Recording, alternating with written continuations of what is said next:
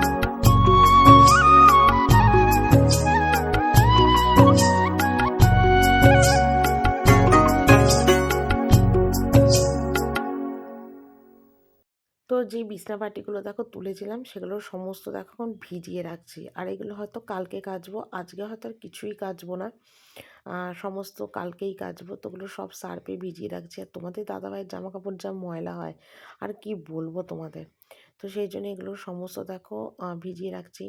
তো আরেকটা কথা হলো কি বলতো, আমার কিন্তু এই নাইটিটা মানে আমি ইউজ করি না, যেহেতু এই ধুলো ধুলোর সমস্ত বিছনা টিছনা তুললাম, জামা কাপড় ভেজাচ্ছি, ঘর মুছলাম, তো সেই কারণের জন্য না এই নাইটিটা আর কি পরেছি, ঠিক আছে। তো এই আর কি।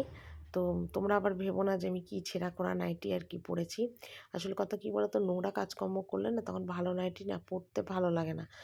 তখন মানে মোটামুটি যে নাইটি ছেঁড়া টেরা হয়, রংচটা হয়, সেই নাইটি পরে কাজকর্ম করাটাই ভালো। কারণ নোংরা কাজ করলে তো ভালো নাইটি পরে কাজ করলে নষ্ট হয়ে যাবে না, তার থেকে মানে খারাপ নাইটি পরেই এইসব কাজগুলো করাটা মনে হয় ভালো, অন্তত আমি এটাই মনে করি।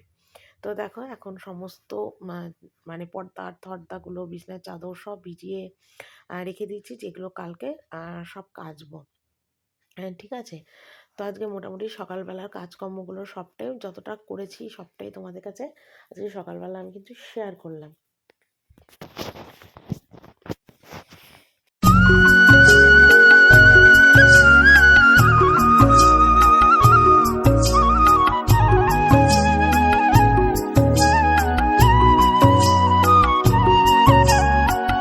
তো একদম বাসি জামা কাপড় ছেড়ে দেখো ঘরে চলে এলাম, আর এসে দেখো এখন বিছনার চাদরটা না চেঞ্জ করব।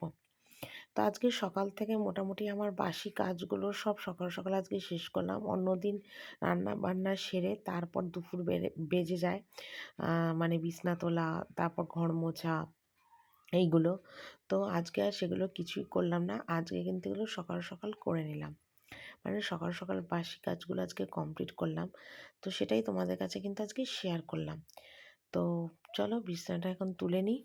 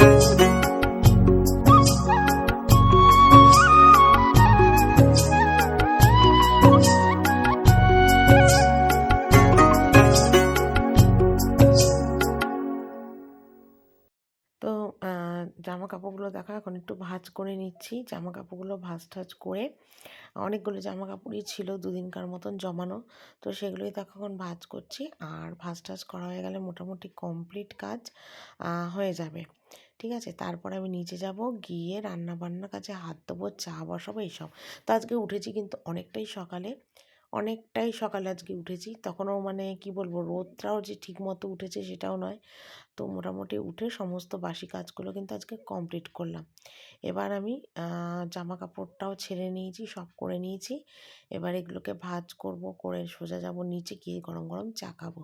ঘুম থেকে দেখো ছেলেও কিন্তু উঠে গেছে, আর যার জন্যই বিছনা টিছনাগুলো সব তুলতে পেরেছি। শুধু রান্না বান্নাটা করলেই আমার কিন্তু কমপ্লিট। তো সকাল সকাল কিন্তু উঠলে বাসি কাজগুলো কিন্তু খুব ভালোভাবেই কমপ্লিট করা যায়, এটা কিন্তু ঠিক কথা। কিন্তু সেই সময় সুযোগটাই হয় না, কেন আমি তো আর রোজ এতটা তাড়াতাড়ি উঠি না, একটু আমার বেলা হয় উঠতে, তো সেই জন্যেই একটু দেরি হয়ে যায়। তো চলো ভিডিওটা এখানেই শেষ করছি। কালকে একটা নতুন ব্লগ নিয়ে আবার তোমাদের কাছে চলে আসবো। টাটা।